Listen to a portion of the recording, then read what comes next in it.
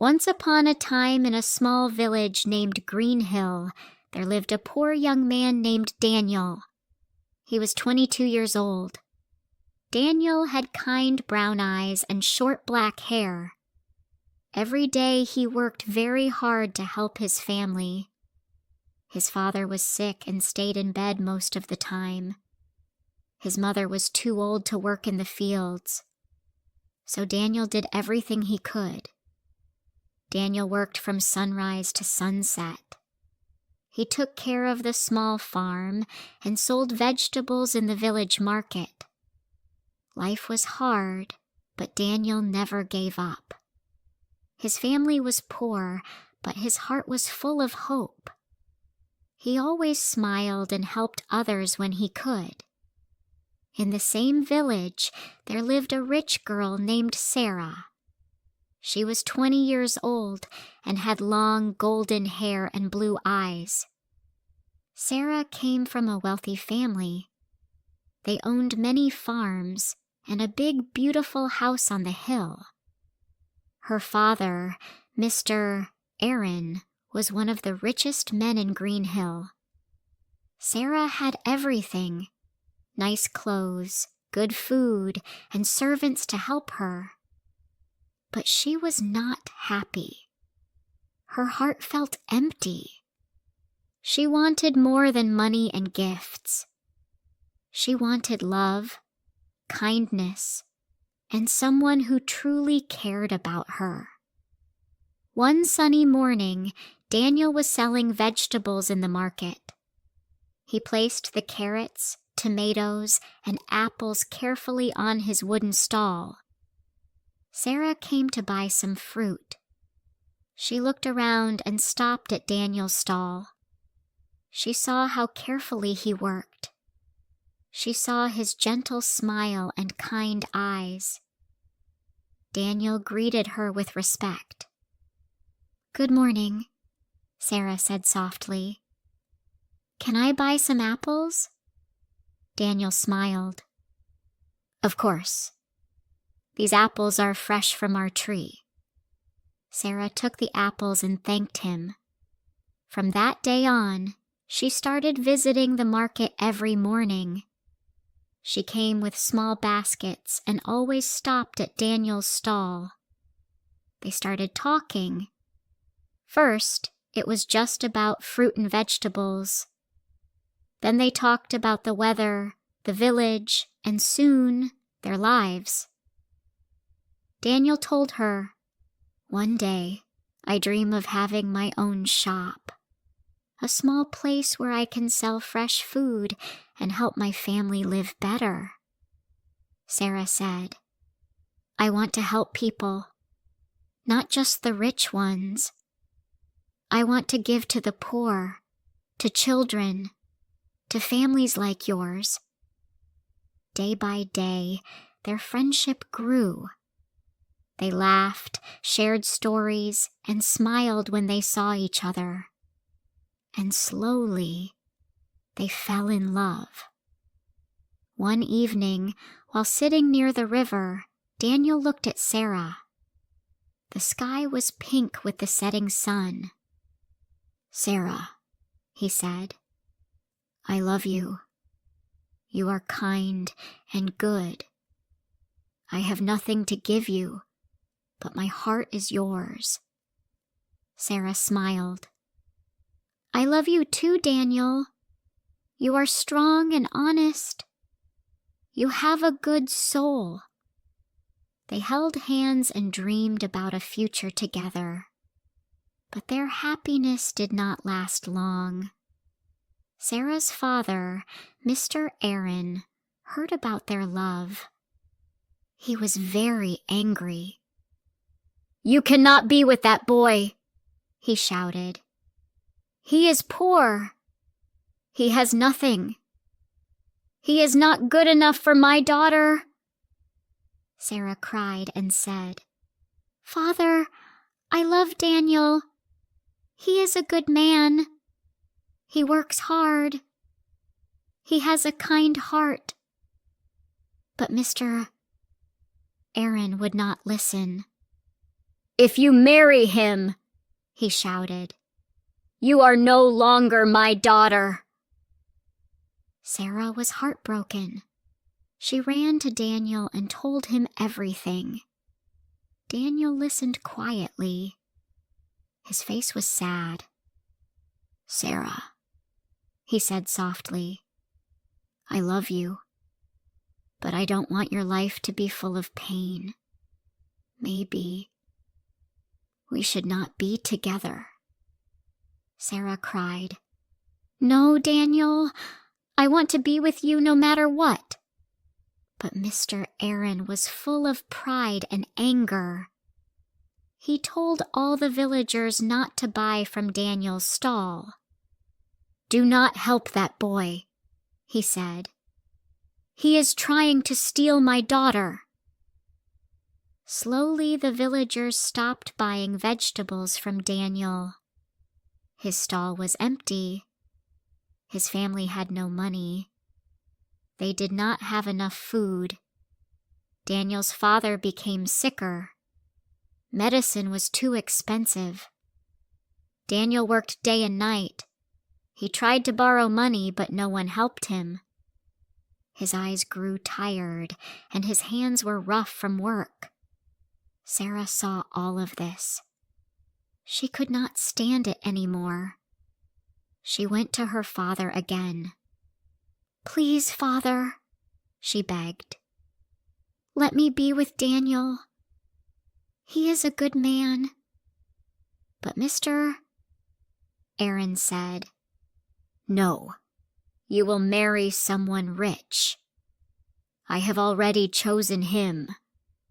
Sarah cried, "I don't love him." Mr. Aaron shouted, "You will do as I say!" And he locked Sarah in her room. She could not leave the house.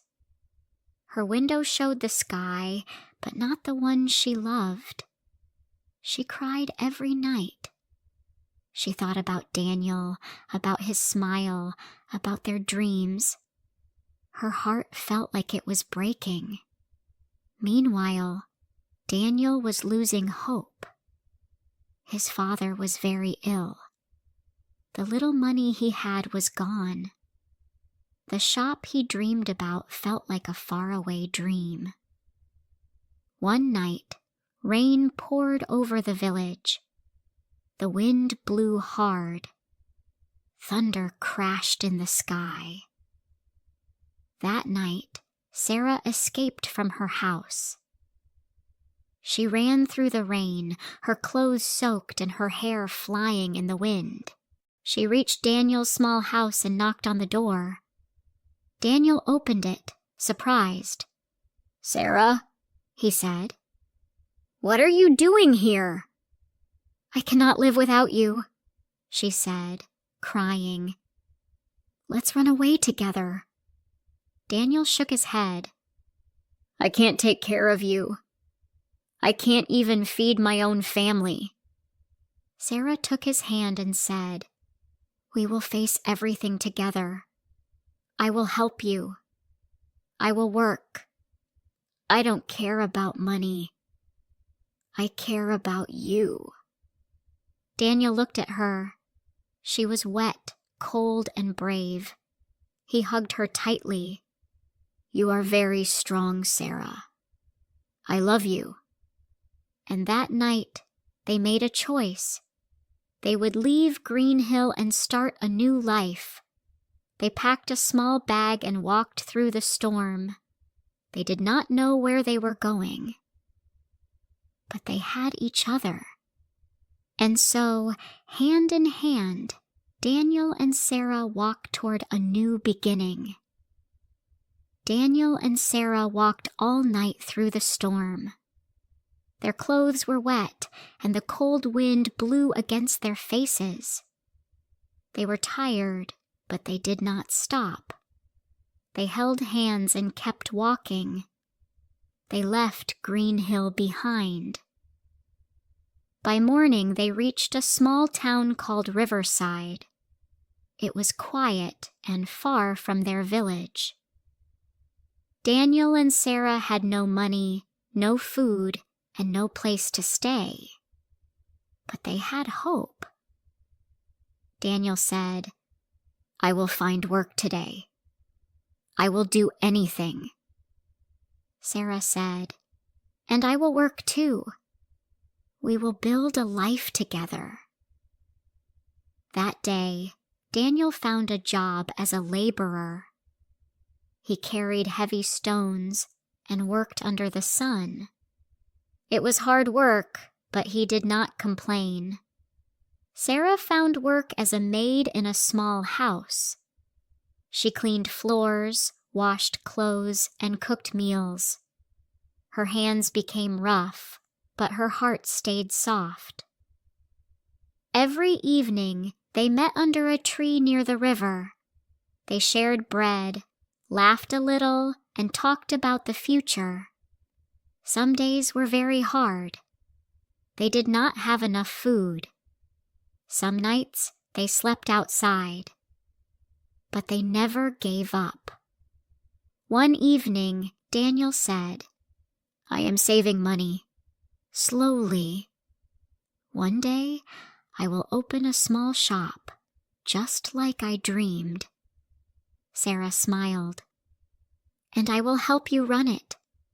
We will work together, like we always do." Years passed. Day by day, they saved a little more. Daniel worked harder than ever. He learned to repair things, to speak with people, and to buy and sell small items. Sarah learned to cook better meals, to sew clothes, and to speak kindly to every customer. Finally, one bright morning, Daniel rented a small space near the market. It was just a tiny shop made of wood, but to them, it was a palace. Sarah cleaned it, decorated it, and put up a small sign. "Daniel's Fresh Goods." They sold vegetables, fruit, tea, and homemade snacks. People in Riverside liked them. They came to buy from the kind man and the smiling woman. Business grew. They earned enough to buy simple clothes, warm blankets, and better food. Their faces were brighter, their eyes full of love and peace.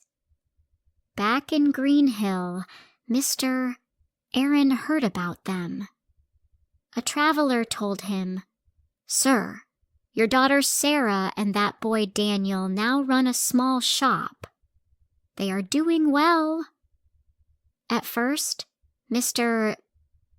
Aaron was angry, but later he felt sad. He sat alone and remembered his daughter's tears. He thought about her courage, her strength. Slowly, his heart changed. "I was wrong," he whispered. "I wanted her to marry for money. But she chose love. And she was right." One day, Mr.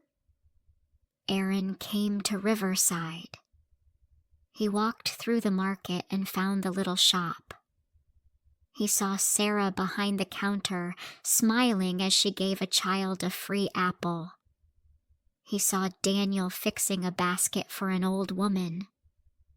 Mr. Aaron stepped forward. "Sarah," he said quietly. She looked up. Her eyes widened. "Father?" He nodded. "Yes. I came to see you and to say I was wrong." Sarah's eyes filled with tears. She ran and hugged him. "I forgive you," she said. "I missed you so much." Mr. Aaron looked at Daniel. "And you are a good man. Thank you for taking care of my daughter." Daniel smiled and said, "Thank you for accepting us." From that day on, Mr. Aaron visited often. He helped them when he could. He did not bring gold or gifts. He brought love and peace. Life was still not easy for Daniel and Sarah. They had to work every day, but they faced every challenge together. When one was tired, the other gave strength. When one cried, the other gave comfort. They never forgot the nights without food. They never forgot the rain, the cold, the pain. But they also never forgot the power of love and hard work. People in Riverside began to tell their story. They were poor, people said, but their hearts were rich. Children looked up to them. Young couples came to ask for advice. And Daniel and Sarah always said the same thing. Money is not the most important thing. A kind heart, a strong will, and true love can build a beautiful life. And so, Daniel and Sarah lived simply but happily. Their shop grew. Their hearts stayed gentle. And their story became a light for others. They proved that true love is stronger than money or power.